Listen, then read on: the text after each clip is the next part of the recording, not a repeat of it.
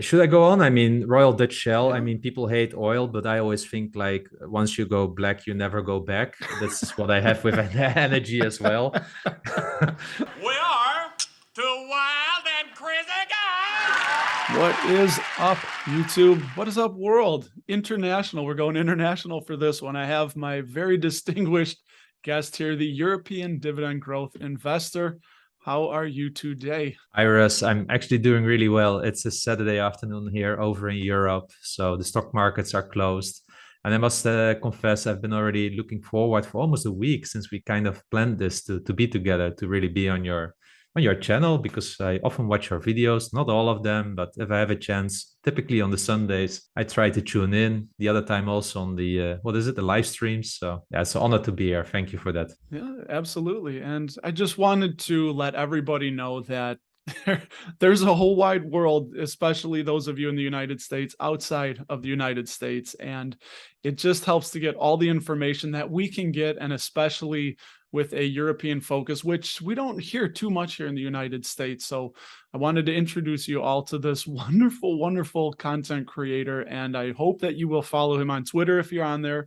You do have a Facebook, I believe, correct? Yes, with Dividend Talk. I closed my own one because it's too much to maintain, but the Dividend Talk face group, yeah. Right. And they have the Dividend Talk podcast. Make sure you listen to that. And then your YouTube channel, the European Dividend Growth Investor, all good stuff. So why don't we start there? What led you to become a dividend investor? Well, that's not like you wake up one day and you think like, oh, I'm going to be a dividend growth investor. But, there are a few reasons that kind of all came together. But there was one day I was traveling a lot for work. And by the way, funny that you say world outside of USA, because literally in the company where I was working, we called it the Wowza.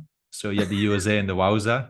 It was literally the acronym we were using to identify the business units. But I was just walking on the airport, and a book grabbed my attention, and it was saying something like, "Oh, finally mortgage free." So I read that book. It was a small book, 150 pages, written by an old journalist or something like that from a newspaper, and he really inspired me with just starting to pay down my debt quicker, because then if I would lower my debt, I need less money to come by, let's say, to make by, and therefore I can work less. You have in the Netherlands, for instance, you have this part-time working concept. There's almost nobody that works 40 hours. People work 36 hours, 32 hours, then work 4 times 9 or 4 times 8. So I felt like, oh, I'm going to buy days back myself by paying down my mortgage. And that's really got me into the money mindset and really into the savings mindset. And at a certain moment, I had some bonus from work or something like that, and I felt like, okay, let's just Google what to do with my money, how to earn some income from my money. And that's when I think somewhere in the first page, I stumbled on a dividend mantra, Jason Fieber. So I started reading his blog, and then I got addicted to his story about Michigan and how he moved to Florida and back, I believe, and all the drama with it. But in the same time, he was every time showing the money he was earning via dividends, right? And it so much resonated with me, the time of life where I was in. And then I thought like, okay, I'll also start slowly with this. And this was the summer of 2014. So I started then also to read about dividend growth investors, seeking alpha bits, and you had this whole community. And based on that, I started to build my own plan. And yeah, since then I stuck to it. And it's quite a commitment, right? To tell yourself like, oh, I need to get to a savings rate of 50%. It will take me about 15 to 17 years. I mean, that's a stronger commitment to some people that are committing to their marriage, right? So it is quite a thing, I would say. Yeah. So we say it's getting rich slow. And, we were talking a little bit before about other YouTubers, and sometimes I don't like how they say buy realty income. They'll pay all your bills every month. And I think, well, if you had $1.5 million lying around, you could buy realty Yeah, income and they'll pay your bills.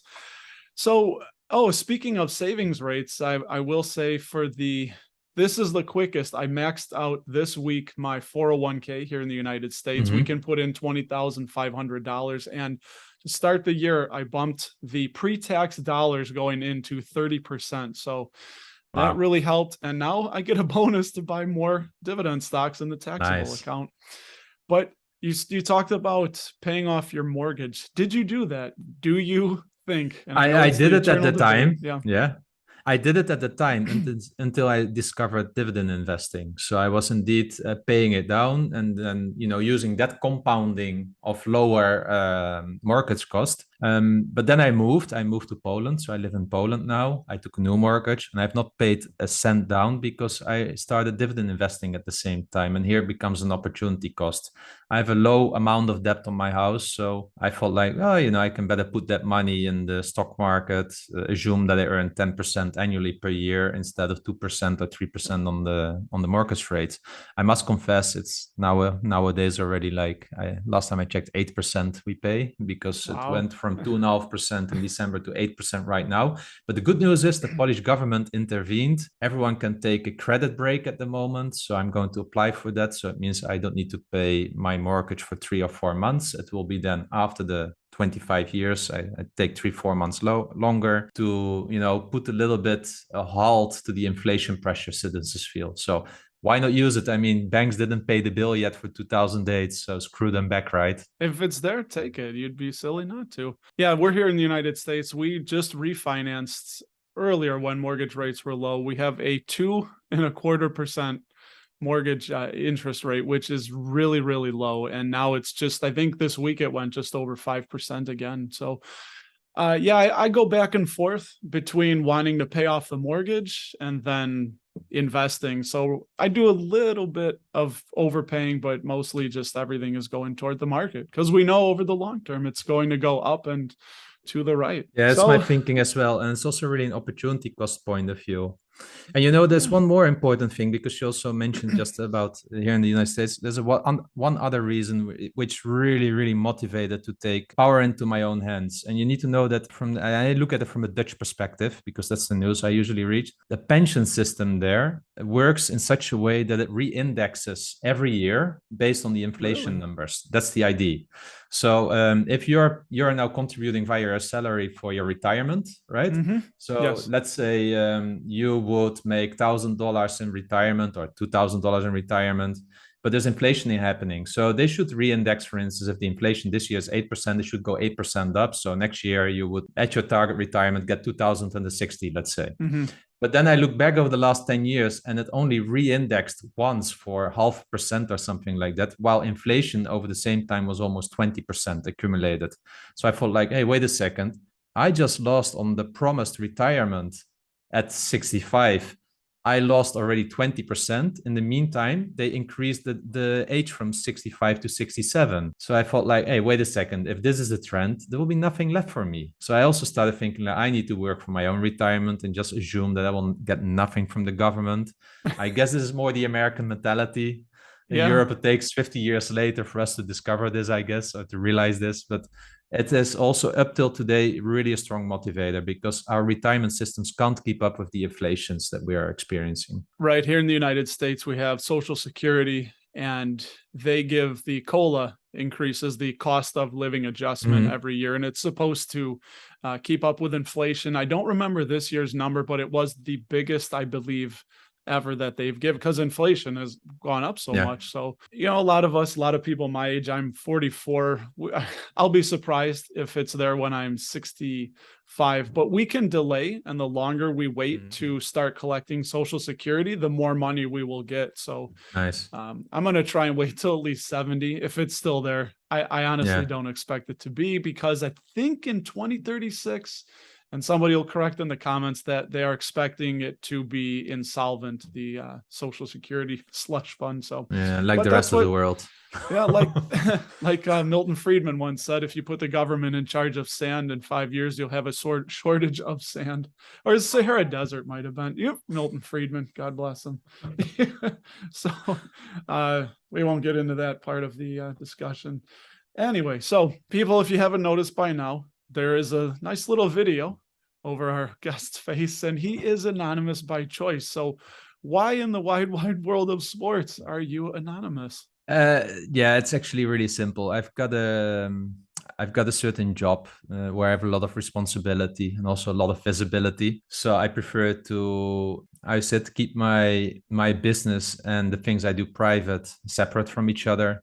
I don't want it to intervene with each other as well. I don't want to explain to employees about my investments and everything, and while at the same time having discussions about the salary increase. I want to really keep this separately. We're over here in Europe. There's not such an appreciation for entrepreneurship and capitalism, let's say. There's Mhm. rather a feeling of like it's not honest, it's not fair. So I really don't want to have such discussions. I do talk Ah, about investing at work. I just want to keep it separate, my private life from my business. Secondly, I have sometimes some privacy. How's it? Some security fears. You hear these kinds of people that were, showing off on YouTube how much Bitcoin they had, and suddenly that few guys into their house keeping a gun on their head. I live in a country in Poland where I don't know society well enough to feel entirely safe with this. And I do want to be able to speak open my mind. So this is always a trade-off, right? In such mhm. a case, if you have those worries, either I go public and I don't talk about everything that I want to talk about, for instance, or you stay private but you can really share your opinion more. So I've chosen for the second part. Yeah, I definitely understand that. Now, when you're at work, what language is spoken? English. Oh, so okay. I thought maybe they didn't speak English or anyway, how many languages do you speak? Let's say four, I not thought that. all at the same level, but I would say Mhm. four. Yeah, I'm only two. I speak Spanish pretty well. And then, of course, English. Here in the United States, most people only speak one language. So, yeah, Yeah, and that's that's funny, kind right? of Because there are more Chinese people speaking English than American people speaking English. yeah, it's sad. And a lot of times the people that I know, or I won't say all the people, a lot of people I talk to don't even speak English very well. So they don't even have Yeah. English covered to the basics, it seems. Yeah. And, it's funny. In Europe, it's just a different feeling around capitalism, right? So are there still the roots of, I know obviously capitalism has made its way in, but given the history of Europe where capitalism was not very welcome idea, I guess. I Well, mean, it is there has still changed some over of the those roots? years. Because if you think about it, right, I'm from the Netherlands, and the first ever company is the Verenigde Oost-Indische Compagnie from, I think, when was it? Was the 16th century, 17th century? So, and that was the first company. It was also on the Amsterdam Stock Exchange, right? So it's kind of where capitalism, as we know it today, was, at least from a stock market point of view, invented.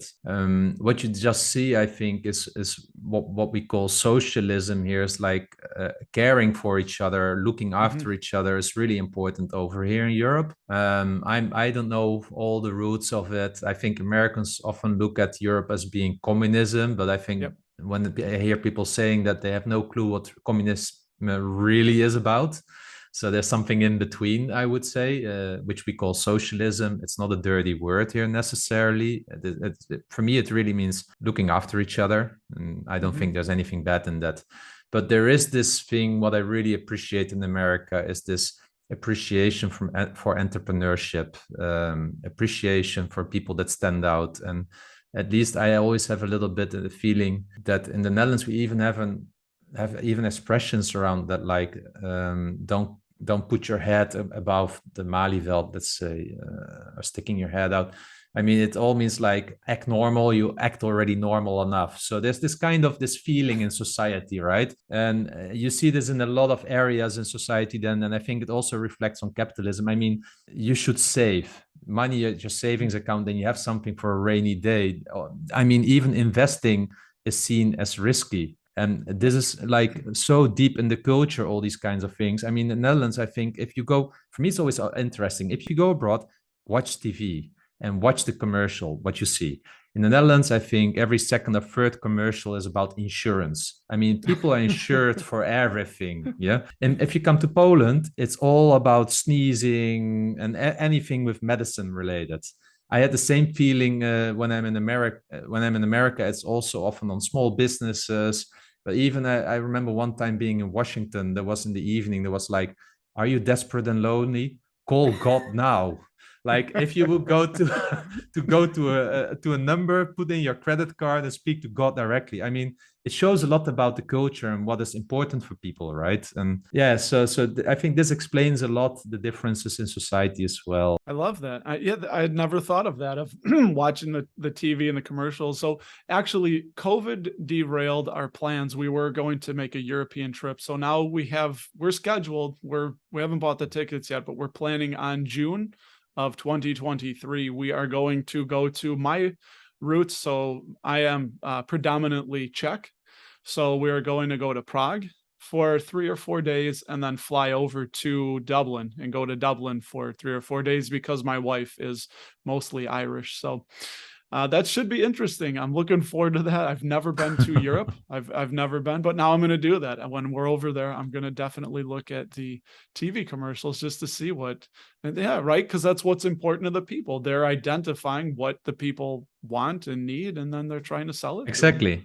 I always, every time I listen to your content, I always have something that makes me say, huh, makes me think. I love that. I really like your analysis. I like how you just think about things and go into the numbers and interpret the numbers. And I think what it really is you present us a story, like from the numbers. You tell us a story and what's going on. And this is something I'm trying to learn from you and into the content, is how to look at the numbers and tell it as an interesting story. So how did you develop your analysis style? I guess what helped you?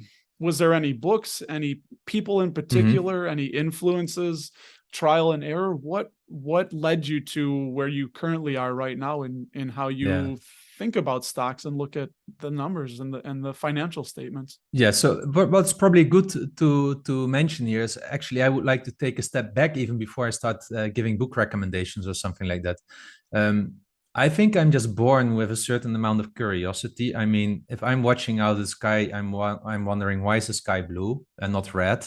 Yeah. If I walk under a bridge, I think, like, how have people been able to build a bridge 500 years ago like this? So my mind is like full of these thoughts, but it's also like, why all the time? Why? Like I'm a kid. Yeah. Sometimes it annoys me because it makes me tired as well. What it means is, like, every time I'm going to the why. So if I'm then looking at investing, I think, why is this? Why is this? So you need to learn at a certain moment the numbers, right? But also then, if I look back at how I evolved as a person, I didn't have anyone to tell me what to do, what to study. I all had to develop it myself, discover it myself. So I was one day at work, I had the analyst role, and I felt like, why are companies operating like they do? I don't understand why these people here, these colleagues, are asking all these weird questions. They make no sense to me. So based on that, I got a recommendation to go to business school. So I went to business school and I had accounting and finance there. So a strong background I do have in understanding annual reports, understanding the finance behind it. Why we always make these jokes about banks in 2008, that on the left nothing was right and on the right nothing was left. So I've got a kind of accounting background, but these were crash courses. Yeah, it was not like a deep accounting course,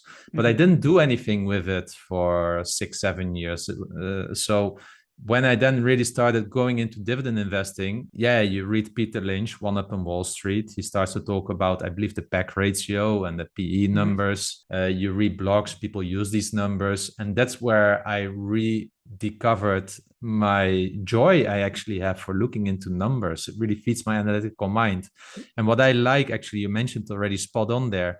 Numbers tell a story. I don't need to listen to the CEO and their crap, often what they say, to see what is really happening there. And I also learned this the hard way, because when I saw Jeff Immelt talking from General Electric, I felt like, wow, this guy is like a captain of industry, and he's going to build the newest software for the whole industry, and he will create the Microsoft Windows for the engineering world, right? That all equipment in IoT can talk with each other. And then, I knew it was a charlatan, but still his words were impacting me. I believed him. I mean, he's the CEO, why not?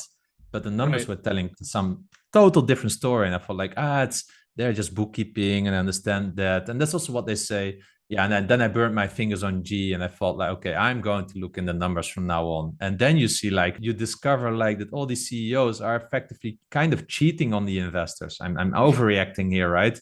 Because there are also many really good CEOs. You just start at a certain moment, you start to see the patterns. I mean, just the headlines already in the press releases where they're tapping themselves on the shoulders, like, we had again a record high or amazing outstanding quarter. And you look at the numbers and you think like, no, you didn't. Yeah. And all of this came from my from my business school background, where I learned some accounting and finance. But then later also there are some good books. I believe you mentioned the other day the Buffett one around the 3 financial statements. I also have a book from The Economist, which I believe is called Business Analysis, and I have it here. Let me pick it up. How's it called? Analyzing Companies. A Guide to Analyzing Companies from The Economist. And it's written by Bob Faus. I don't know how you explain it, but it literally explains you everything, how to read balance sheets, how to read the facts, what profit margin rates are, how to calculate them. It has everything. And this kind of my Bible. If I want to, if I discover something, I often go to this book. It doesn't always have the answer, but then we have Google. But what we really need is kind of a Stack Overflow for finance, and not something like Seeking Alpha, by the way. Yeah, I love that, man. I'm going to be ordering that book as soon as we're done with it. I've never heard of it. And again, everyone, this is just awesome. This is why I love just talking to people in the community and getting their opinions and their ideas and trying to pick their brains and understand. And I think as a community, we can all make each other better, an international community. So biggest mistake is something I'd love to know. Sometimes I think we can learn a lot from other people's mistakes. And I just saw that you guys dropped a new podcast on your biggest investing mistakes. Is it dividend mistakes or just investing mistakes? I would say money/investing/dividend investing mistakes. Yeah, I think dividend investing goes further than just also includes money. So I can tell you, I just mentioned already about General Electric and trusting CEOs that shouldn't be trusted. So I will not go on that one. I think another one that is, it's what I call not investing my money quick enough. You know, if you're an employee, you get bonuses during the year as well. You have some savings, and then you have these formulas of how much money you need for an emergency fund. My emergency fund is just too much, too huge, because I'm not deploying my additional income quick enough, like a bonus. And why is this? I think I'm sometimes in the trap of the value investing mindset, which means you want things for 80 cents on the dollar. And in the market, when we have quantitative easing, everything feels expensive. So where my investing mistakes comes from is like already in 2014, I felt that the market was expensive. Look at where we are now in 2022. Yeah, not appreciating the quality and the earnings power of some companies to grow. Always hearing that the average PE is 15 historically. Yes, that's true. But in the same time, the compounding has won from me. Yeah. So not deploying cash straight away when I get it into the stock market is a mistake is probably the biggest mistake why I'm not that far yet as I should be, but also a mistake that I continue to make. So yesterday on the podcast, I said to EMF, okay, I really need to start putting my bonus money that I got like 2-3 months ago just in the index fund for now. And then when I see those opportunities in dividend stocks, pull it out and put it in there. And I just need to find now which dividend ETF I would like to put my money in. I'm not worried that it will go down because it is supposed to be invested, this money. But it's really a big issue because I could have been I'm now at a expense coverage ratio, let's say a FIRE percentage of like 40%. I think if I would have been more aggressively just investing back then the money that I had, I would have been probably on 60% or something like that. Probably I lost a year or 1.5 year of early retirement because of this mistake, right? So, and which means I've not been following strong enough my plan. Now, when I started 2-3 years ago blogging, I changed that. I really did much better, but still I haven't spent my full bonus yet. I really need to get into lump sum investing instead of spreading it out totally, because even if I say I'm spreading it out, I'm not doing it necessarily every month. Daily life kicks in. And so this is by far the biggest mistake that I've made, which cost me the most money. That goes for me as well. I was better, and I have been better about just deploying money. But one example that pops to my mind, we're on vacation in July, and Target was down to $139 a share. And I bought a couple shares, and I thought I should buy a lot more. But then I started thinking, you know what? It might go down even more from here. Like maybe I should just wait. So I waited, and now it's 172. It's just, it's gone the wrong way. And as dividend investors, it's kind of funny because we get really excited when the stock market starts dropping as a whole. And all those yields start going up and up on this companies we love to own.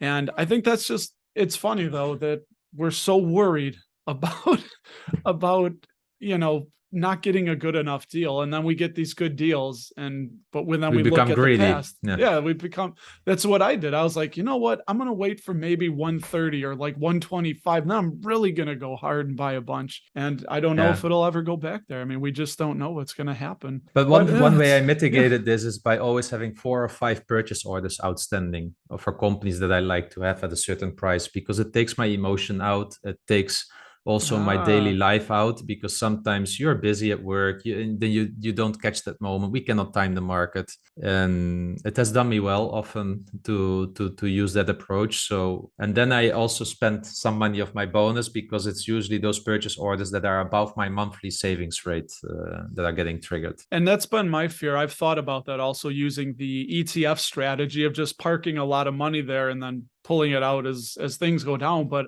my worry is that if the whole market drops, then the ETF is going to be down, and I'm not going to want to sell at a loss. So I'm worried that I'm not going to pull it out of there, because I have this tendency to just buy and hold forever and never wanting to sell. So better Well, choose good ETFs then, right? yeah, SCHD comes to mind. I started Yeah. a wedding fund for my daughters, and they're only 13 and 14.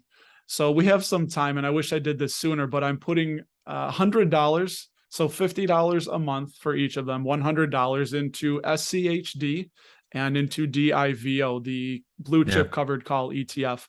And with the thought being, I'm just dripping those dividends, and I didn't want to have to think about it. I thought, yeah, maybe I could do some good companies, but this is my way of kind of getting that feel and that flavor of ETF investing. And Yeah. you don't really learn as much, because, and this is, I'm going to be doing a video on how to be a dividend investor without doing any research, and I air quote that, and it's going to be basically my 3 favorite dividend ETFs.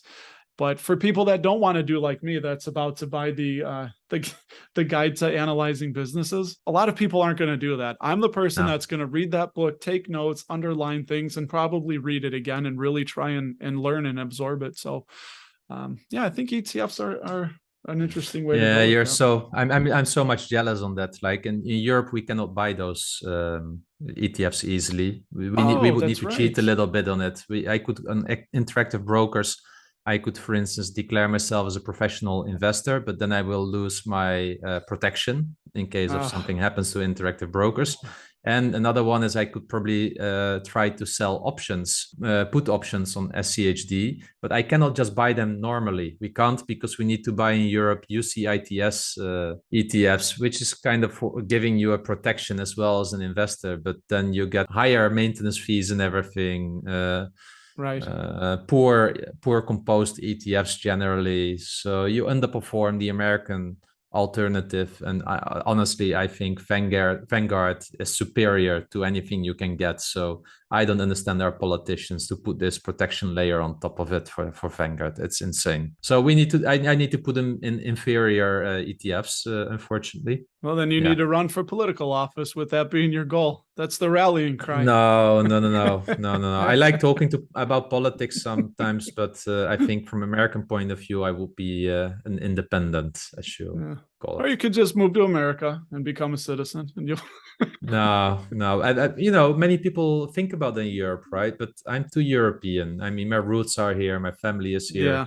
And while I like the stock market approach to American, I don't like life in America. I think nature is so beautiful there, but the politics, the fact how it's a how is it?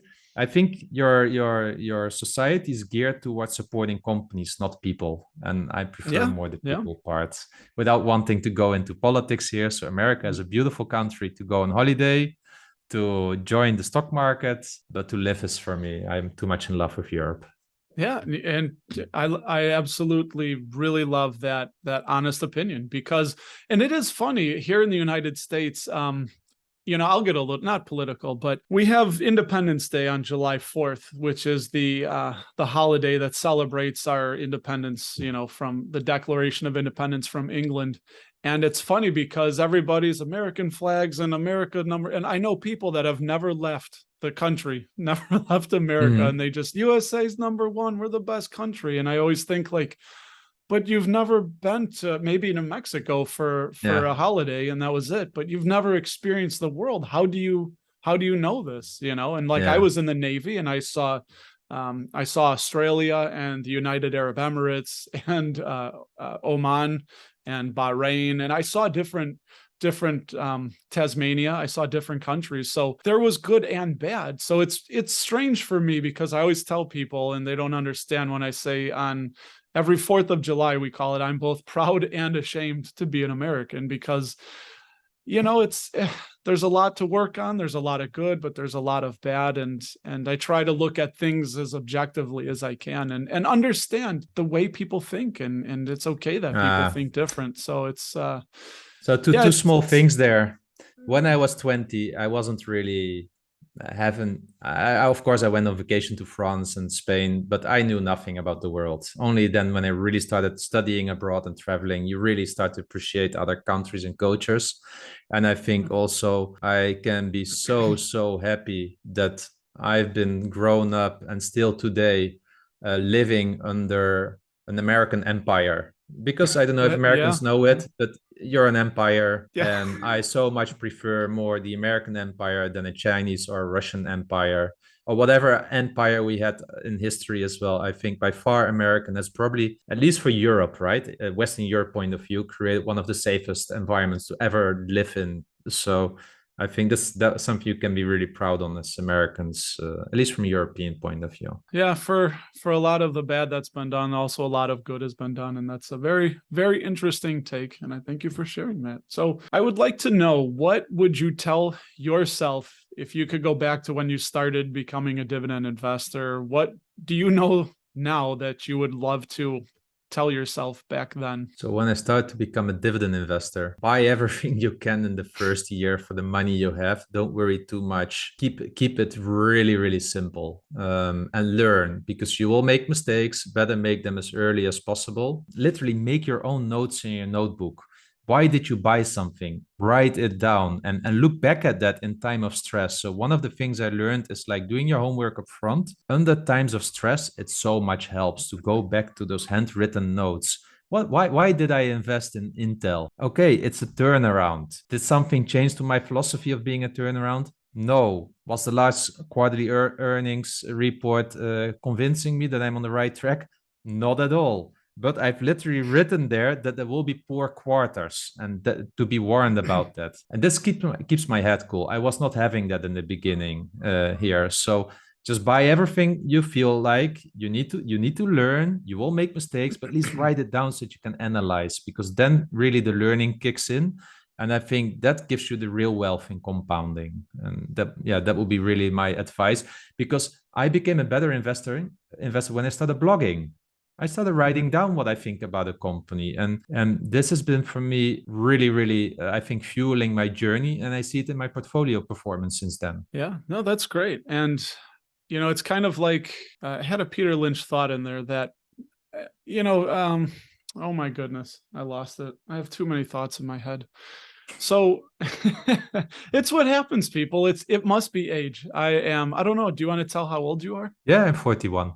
Okay, 41, and so I have this with the brain fogs after COVID, but I'm with you. At a certain age, you start to forget things that other people remind you about. It's the age. yeah. So again, I'm a little bit ahead of you at 44, but yeah, it's just writing things down. I think that's fantastic, and I don't know. It'll pop into my head. I'll cut you off if I remember, but I'll get to the last question that I had. The last little topic here was, what are some of your favorite stocks that you have right now? So yeah, and those are actually quite a lot, right? Because for me, it feels always like being in a candy store. I don't know if you're Yep. feeling that as well. You get like Oh €1, yes. $1, and in your times probably a candy costed 5 cents. So which to choose, right? Being in the candy store. So that's how it feels for me as well. But if I look really at my favorite stocks, I mean, you got to give it to Satya Nadella with Microsoft. The Yes. turnaround that he made when he came in, I mean, unbelievable. Who would have thought that from a hated company, always discussion about Apple, Microsoft, we don't even discuss anymore about the Windows. It's all cloud business, right? And Mm-hmm. amazing, Microsoft. Second one is a Dutch one, is Koninklijke Ahold Delhaize which reported their earnings this week. I mean, we saw Walmart and Target being slaughtered after their earnings. Ahold, which has 65%, I believe, revenue from the United States with their brand Food Lion. They had, again, like, I think for the 39th quarter growth. I mean, it's amazing, right? 3.6, 3.7% yield at the moment. Good thing is about the Netherlands, they have a 15% dividend withholding tax, similar to what we get from the United States. So for European investors, it's a really interesting investment country to invest in. But think about L'Oreal. I mean, I don't think it's the mission anymore today. It became a bit more like let's say inclusive. But in the past, it was something like, we want to make every woman feel beautiful. I mean, can you imagine a better mission statement than that? And No. their growth, it's insane, right? The only thing is with L'Oreal, it's always expensive, too expensive. So I don't own it yet in my portfolio. Another company that is a European that I really like is Siemens. Siemens, I don't know if you know Siemens, but they create a lot of equipment for the industry. Also, they build trams, trains, windmills, all this kind of thing. So think about 3M, think about General Electric, all in trouble, litigations, proven that the industrial can't work anymore. Siemens, the German company, think about Germany, one of those countries which is really hard to be an entrepreneur in. But Siemens is just leading the world from an industrial point of view, in my opinion. They saw climate change coming, restructured their company ahead of this, spun off also the Siemens Energy, and they're continuously doing well. Another company that I love, but I don't own yet, is Nike. I mean, come on, every kid wants Nikes, right? Famous football players, real football players, what you call soccer in America. I mean, Nike is always having the great stars, so I would love to own them. Then there's another company, which is Wolters Kluwer. Wolters Kluwer, I think many people that are using scientific databases will know them. Maybe not by the company name, but maybe some of their brands that they have. But Wolters Kluwer is effectively collecting all the law data, let's say, putting it in a major database, and then selling it to lawyers. These subscriptions cost hundreds of thousands of dollars to have access to these databases. So professional knowledge workers often use them. And they've been compounding also like 7 or 8% per year. It's a Dutch company. Also really long dividend track record, dividend European aristocrats. So I love this one as well, because it's a boring business. If you would, as a lawyer, agency, I don't know how you call those companies, if you would say law firm, okay, if you would say like, okay, let's cut this subscription out, it's getting too expensive, there's a recession, they will not be able to prepare a case anymore because they don't have the data at hand. That's Wolters Kluwer. It will impact their business. What's the ticker symbol for Wolters Kluwer? WKL. WKL. I don't know if I said that right. Wolters Kluwer. Wolters Kluwer, yeah. Wolters Kluwer. Yeah, I can get it close. Hey, if I could get Koninklijke Augel de Laza. Yeah, that's quite okay. It's close. Yeah, it's close. It's close. Now, another one that I just love is Texas Instruments. I mean, who doesn't like a 14% compounding cash flow? Should I go on? I mean, Royal Dutch Shell. I mean, people hate oil, but I always think like once you go black, you never go back. That's what I have with energy as well. So Shell for me is such a company here. I mean, their cash flows. And I'm going to do a video tomorrow about it. ExxonMobil, they have, I think they should get back their AAA status. I think they have like a gearing of like a net debt to what is it, equity or something like that, of less than 10%. I mean, man, the cash flows that came in. I mean, if they can't grow their dividend anymore just by the buybacks that I expect to come up, then wow. No, they have been paying down their debt. So I like that some of these oil companies are using a lot of this cash that's coming in to pay down their debt. And you said buybacks. One thing interesting here, just for a second, in the United States, they passed the Inflation and Reduction Act, and there's going to be a 1% excise tax on share buybacks starting in 2023. So I'm thinking that two things we could see is kind of like a ramp up for the rest of the year in companies buying back shares.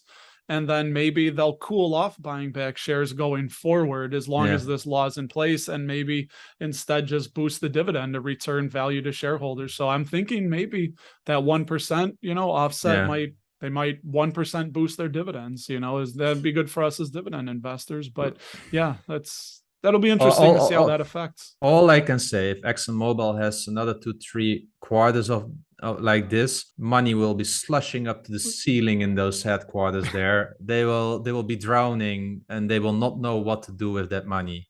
So I guess they will do on buybacks, because their dividend level is quite high, which means that if there will be low oil price again, they would struggle.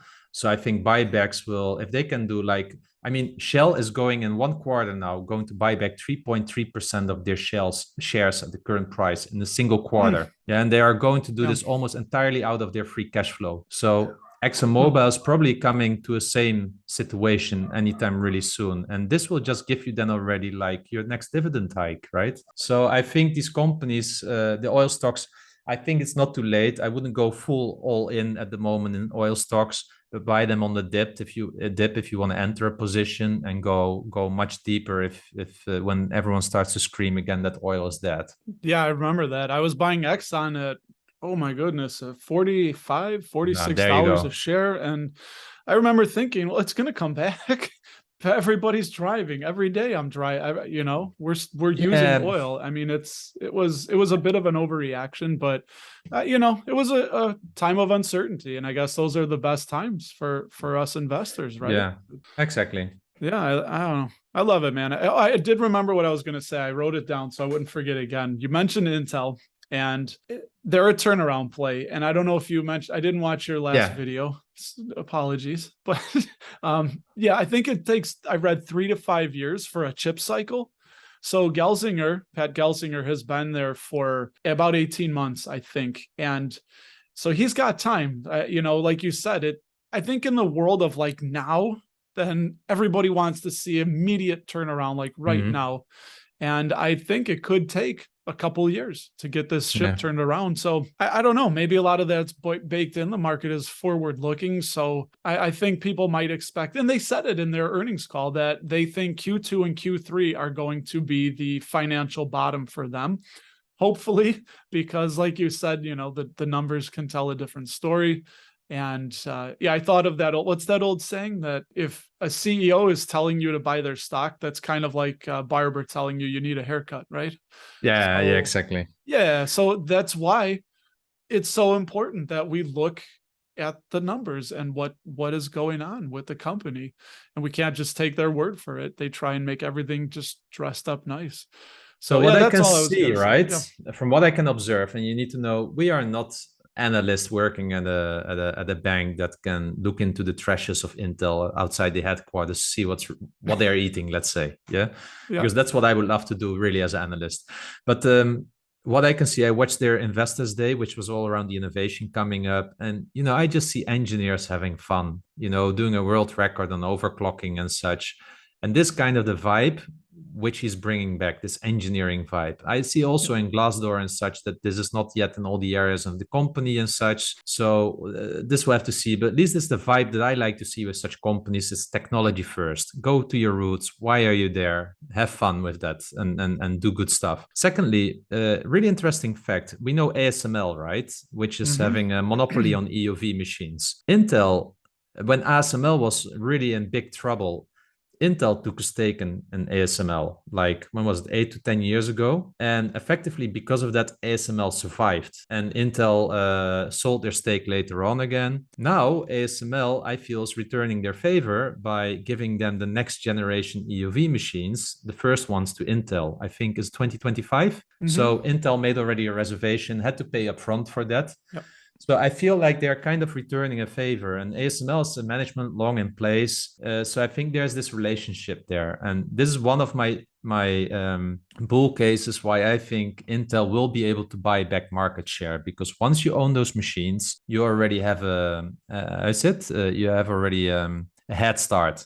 Then, of course, what you design with it is the second thing. And here is where I have to trust in Pat Gelsinger, the language that he speaks, how he looks at this. he gets it. Yeah, that's clear from what I hear. While I'm not a specialist in semiconductor industry, that's probably good to say, but just you see it when you speak to an engineer, you feel it, right? So, but at the same time, it's like, you know, he's also having the, let's say, the stuff from the past, from Bob Swan, who was really like, I mean, I don't know what he was. He He was was like the such a, CFO. He was the chief financial officer. yeah, That's kind of what yeah, you get. And Pat Gelsinger was the CTO, you know, the chief yeah. technology. I can't speak it. Yeah, but the same you had with Royal Yeah. Dutch Shell. You had Peter Voser in the past, who was a former CFO. Ben van der Beurden, the current CEO, he is also a homegrown person there. I think he came from downstream. He knows how this stuff works. He also had to deal with all the stuff that was done in the past, right? And turn it around. But it takes time, because at the one time, you know that there's a lag with everything that's been in progress already. You cannot just stop it from day one, and the rest that you're doing has a lead time as well to get this new stuff coming up. I think this will take 18 months to 2 years. I think we're now after 1 year further, let's say. So let's give Pat still a year slack. But if this new stuff that really comes from his hands is failing to deliver and still inferior to what AMD is doing, yeah, then I might throw in the towels, because then Yeah. the turnaround play is not going well, in my opinion. And by the way, it's 1.3% or 1.5% of my portfolio. So for me, it's easy to do a turnaround play like that in my portfolio. And that's very key, right? Not having any one position be too big of a part of your portfolio. I mean, you don't want 15, 20% in one position, because if the worst case happens, well, that could blow up and really hurt you in the future, you know? So, yeah. All right, well, I guess we'll leave it there. That was fantastic. I was looking forward to this, and I'm excited for your next podcast to listen to your guys' mistakes. So it's funny. I'm going to be cutting my grass when we're done with this, and I usually listen to you guys chat while I'm doing yard work. It's cathartic for me. I feel like I'm accomplishing something around the house, and I'm also learning and getting different opinions and ideas from the international dividend investing community. So it's just very valuable, and I really hope everyone will subscribe to your YouTube channel, which will be linked in the comments below, in the description below. And check out the Dividend Talk podcast. Just fantastic stuff, man. I really do appreciate it. And thank you for giving me part of your Saturday afternoon to have a chat with me. Thank you, Russ. Really my pleasure. I really enjoyed this one. And please keep on doing what you're doing for the community. And just know that I'm usually watching your videos in the morning at 7 a.m. on my iPhone with a cappuccino in my hand, Yeah, like I these love it. 10 minutes. So that's where I'm hanging out. I love it. All righty, everybody, have a good one, and we'll see you in the next video.